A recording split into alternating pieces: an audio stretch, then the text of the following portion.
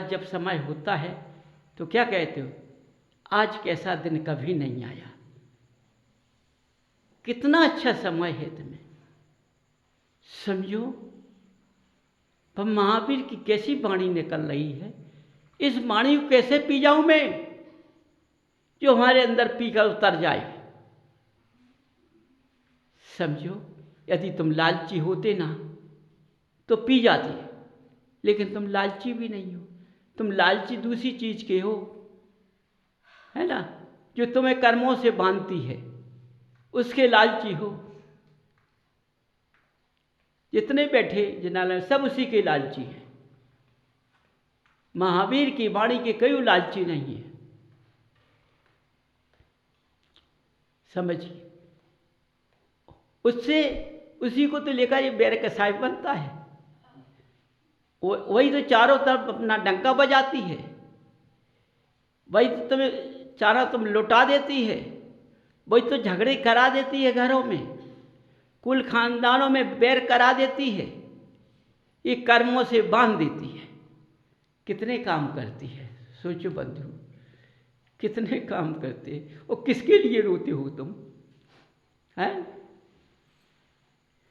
यदि एक माँ का बच्चा माँ की आज्ञा को नहीं मानता है तो माँ अपने बच्चे से गलत बोल देती है, समझो। और ये कितना भी नीचे दिखा देगी, कितना भी लौटा देगी, तो गलत नहीं बोलेगी, तिरस्कार नहीं करेगी, उसका छीने से लगाएगी कि सीना और बचा भी, इसको और चाटो। बंधु, मेरी बात बुरी लग रही होगी सबको, तुम्हारा अंदर का मन बोल रहा होगा कि पैसे के बिना कुछ होता ही नहीं है। बात तो सत्य है। आटे में कितना नमक लगता है, बता सकते आप लोग, महिलाएं बता सकती हैं। यदि 1 किलो आटा है, उसमें कितना नमक लगता है?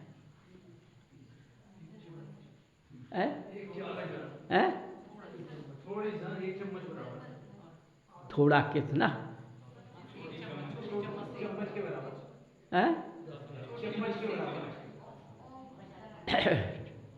अब चम्मच तो हल्की होती बड़ी होती है। 1 किलो में 50 ग्राम तो बहुत हो जाएगा।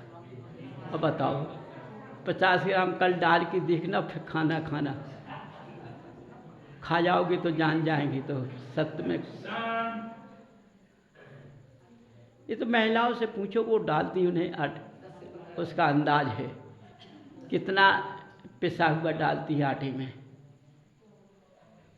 सोचो, थोड़ा 10-20 ग्राम, इससे ज़्यादा नहीं डालती। जब बड़ा आटा माड़ा जाता है उसमें ज़्यादा 50 ग्राम रह जाता है।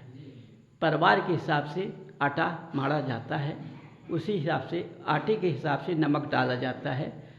तो तुम्हारे गिस्त के अनुसार से तुम्हारे पास में लच्छी हमेशा रहेगी, समझो।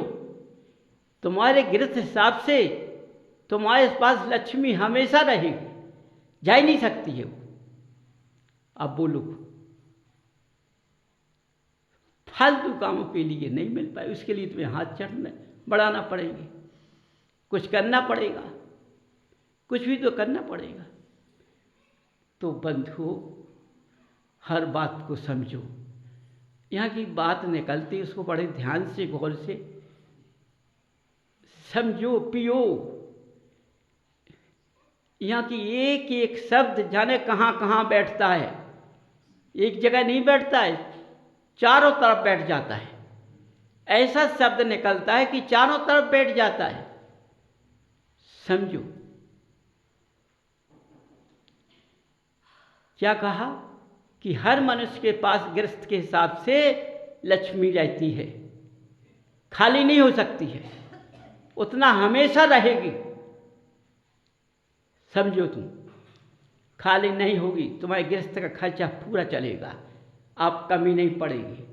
लेकिन तुम लालची हो तो तुम्हारे पास कमी पड़ जाएगी, समझो।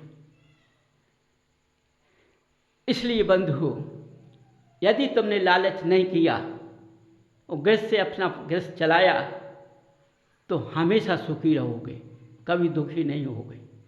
हमेशा स्वर्गों के सुख भोगोगे, नरकों के दुख नहीं भोगोगे। समझना, यहाँ की वाणी खाली नहीं जाएगी। इसलिए बंधु, यदि तुमने यहाँ की बात को समझा हो, वाणी को समझा हो, प्यार से अपने अंदर उतारिए, उस पर मत चलिए। देखो, रूढ़ीबाजी को मैं नहीं जानता हूँ। अभी रूढ़ीबाजी मनुष्य पकड़े हुए, रूढ़ीबाजी को मैं बिल्कुल नहीं जानता हूँ।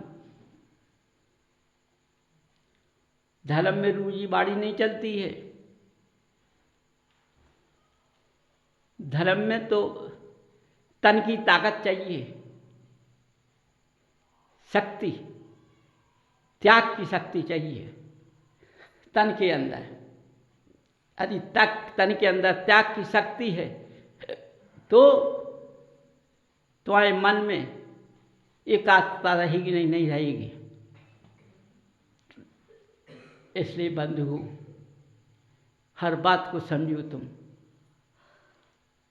देखो, ये आभा कहीं नहीं मिलेगी। यहाँ कोई शास्त्र का लेख नहीं है। मैं ना शास्त्र पढ़ा हूँ और ना मैंने पढ़ा है। जो भगवान की आवाज़ निकल रही है उस वाणी को बिखेर रहा। मैं कुछ नहीं कर रहा। मैंने तुम्हें कि तुमने यदि इस कुल को पाया है तो इस कुल को बर्बाद मत करो, बस मेरा इतना इशारा है। तुम महावीर की संतान बन जाओ। किसी जंगल में यदि तुम हो, अपने महावीर को याद करो और महावीर पहुंच जाएं और तुम्हारा सारी बाधाएं दूर हो जाएं, तभी तुम महावीर की संतान कहलाओगे। उस दिन जिनवाणी को देखना, माँ को देखना, कितनी खुशी होगी कि हमारे बच्चों ने परम पिता की पहचान कर ली। समझो, धूनी फूल जाएगी। समझिए, इतना ज्ञान से भर देगी वह, इतनी ज्ञान से झोली भर देगी तो कभी वह झोली खत्म नहीं होगी। समझो। इसलिए बंधुओं, जो आभा निकलती है उसको अपने अंदर विराजमान करो। निकालने का मौका मत डालो, क्योंकि लौटकर मिलने वाली नहीं है। जो निकल जाती फिर लौटकर नहीं आती है। शास्त्र तो फिर मिल जाएगा लिखा हुआ। यहाँ का शास्त्र कौन है कि मिल जाएगा तुम्हें। इसलिए अपने अंदर ग्रहण करो। मैं वाणी विराम करता हूँ। से मनुष्य को कितना रास्ता नापना पड़ता है। इन्हीं गलतियों के कारण मनुष्य का जीव चक्कर लगाता रहता है। कितना चक्कर लगाता है, आता है जाता है, आता है जाता है। कहाँ कहाँ जाता है। मनुष्य 84 लाख योनियों में घूमता हुआ चक्कर लगाता है इन्हीं गलतियों के कारण। और मनुष्य इस गलती को महसूस नहीं करता है कि हम कितनी बड़ी गलती कर लेते हैं। उसको गलती नहीं समझता है और उस गलती के कारण मनुष्य अपने रास्ते को भूल जाता है। और मनुष्य का रास्ता भूल जाता है। कौन सा रास्ता लग लेता है? नीचे का, नीचे का रास्ता रख लेता है इन्हीं कारणों से। तो देखो बंधुओं, आज समय काल की अपनी दृष्टि को खोलकर देखो। चारों तरफ देखो तो तुम्हें भगवान नाम स्मरण नहीं मिलेगा। आज भगवान का नाम मनुष्य भूल गया है। उसके अंदर किसका नाम आ गया है, वो किसको अपने अंदर विराजमान कर लेता है। आज चाहे ज्ञानी हो, चाहे त्यागी हो, चाहे वृत्ति हो, चाहे गृहस्थ का जीवन हो, सब एक रास्ते के हैं। समझो, अब मैं किसको ज्ञानी बोलूं, किसको गृहस्थ का जीवन बोलूं, किसको त्यागी वृत्ति बोलूं, मैं क्या कहूं? क्योंकि सब इस रास्ता के चलने वाले हैं, दूसरी रास्ता नहीं है। धर्म में तो कई रास्ते हैं, लेकिन आज का जो रास्ता एक सबका मिलकर है वो एक रास्ता है। हर एक के अंदर से एक की एक ही आवाज़ है, दूसरी आवाज़ नहीं निकलती है। अंदर की भावना यही बोलती है, क्या? हाय। हाय निकलती सबके अंदर से। हाय का मतलब पैसा, इसके अलावा कुछ नहीं है। किसी जगह चले जाओ, धर्म में चले जाओ तो पैसे का नंबर लगता है। समझो, बिना उसके काम नहीं चलता है। कहीं भी चले जाओ तो देखो, अब मैं क्या कहूँ, इस भारत क्षेत्र के अंदर धर्म की सीमा कितनी है। समझो, इस धर्म की सीमा ना होने से मनुष्यों की मन की बुद्धि या अंदर की बुद्धि का प्रकाश अंधकार में आ रहा है, अंधकार की ओर जा रहा है। क्यों? वो रास्ता भूल गया है। उसको अपने, जब पैर के नीचे अपना कुल खानदान नहीं दिखाई देता है तो उसको भगवान कैसे दिखाई दे जाएंगे? जब भगवान दिखाई नहीं देंगे तो उनके गुण कैसे दिखाई दे जाएंगे? जब उनके गुण दिखाई नहीं देंगे तो हम उनका क्या पूजन करेंगे, क्या उनकी हम भक्ति करेंगे, क्या उन पर हम सिद्धा करेंगे? इस सब मेरा छूट गया है। इसलिए हमारा सिद्धा आज कुगुरु कुदेव पर चला गया है। हर मनुष्य, हर ज्ञानी के ऊपर तंत्र मंत्र का टोटका चला गया है। समझो, देखो, जो विद्याधारी राजा होते थे वो विद्याओं के बल से अपना विमान तैयार करके चलते थे, लेकिन भूम गोचरी मनुष्यों को जीतना मुश्किल पड़ जाता था। भूम गोचरी मनुष्य तपस्या का धारी होता है, तप का धारी होता है, और जो तप का धारी होता है उस पर कोई विद्या नहीं चलती है। समझो, आज भारत क्षेत्र के अंदर अब ना उतने ज्ञानी विद्याधरी हैं, ना उतने विद्याओं को जानने वाले हैं, छोट मोट विद्या के धारी हैं। कोई उतना विद्या का धारी नहीं है अब।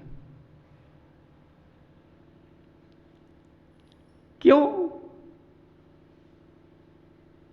क्योंकि आज के घूम गोपची मनुष्य जो हैं वो न तप को जानते हैं, न वो भगवान को जानते हैं, न भगवान के गुणों को जानते हैं, न भगवान के रास्तों को जानते हैं। वो तो अपना रास्ता नापते चलते हैं। इसलिए बंधुओं, तुम इस भरत भूमि पर तुमने जो जन्म लिया है तो तुम्हें देवादिदेवाराधन देव मिले हुए हैं, जिनवाणी माँ मिली हुई है। यदि तुम इनके रास्ते पर होते ना आज तो ऐसे दर दर के भटकते नहीं फिरते तुम। समझो, देखो, एक माँ जन्म देती है, एक माँ पालती है, एक माँ रास्ते पर लगाती है। एकमात्र हमारे रास्ता के आपके शरीर का वजन को सहती है,